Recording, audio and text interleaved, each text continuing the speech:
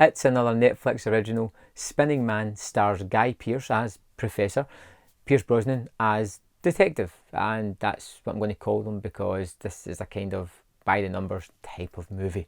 It is all about the disappearance of a young girl, and the prime suspect seems to be Professor because they found some paperwork of his at the scene, which was a country park near the lake. He has this strange history about himself, and he has the ability to make himself look extremely guilty even when he's trying not to. He is a philosopher of language, and he's always looking at the way things, the language change, how it's spoken, how it can change the way you think or remember past events, and how memory is extremely unreliable.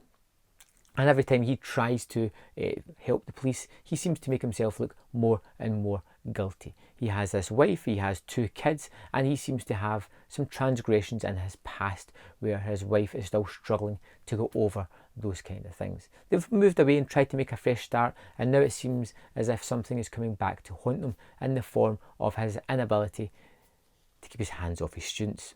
Pierce Brosnan is a kind of smaller part in the movie. He's a detective who is older, wiser, not really too emotive, who's trying to figure out what happened to this girl, who strongly suspects that Professor is behind it and is trying to put as much pressure onto him as possible to figure out what exactly he's done. The movie starts off really quite strong. You're interested in the mystery, but the further it goes on, the further it moves along, the less it moves away from that mystery into a more melodramatic way of dealing with this persecution that Professor seems to have.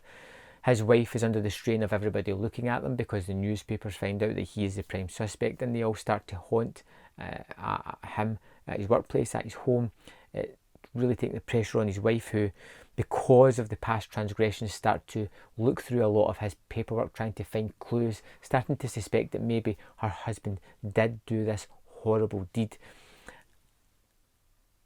And it gets a little bit messy in the way it's telling its story, especially with its lead character, who becomes more and more unravelled as the movie goes along because of his profession, the way he looks at language and the way it can affect memory and the way memory is unreliable, starts to mess with him, and he can never quite figure out if he was a part of this or not. He's unsure himself.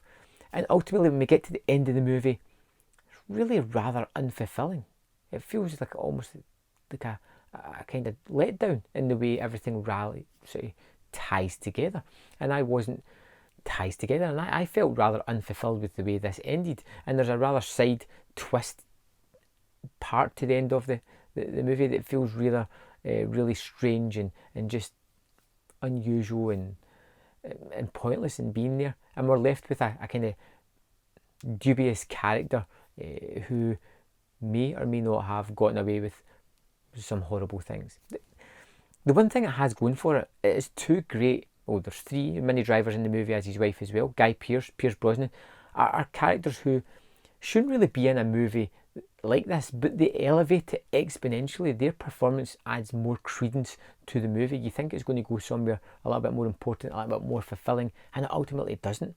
They do very well in the movie, but it's not that great. It almost feels like Memento light, because you've got this character who has these memory kind of problems and causes them a lot of them by himself.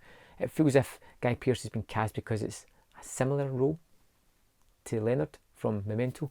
I wasn't a real fan of that kind of action. But there we have it. Spinning Man, a kind of another Netflix forgettable flick. I'd love to know your thoughts on the movie if you've seen it. Let me know in the comment box below. And I'll see you next time on Man vs. Film.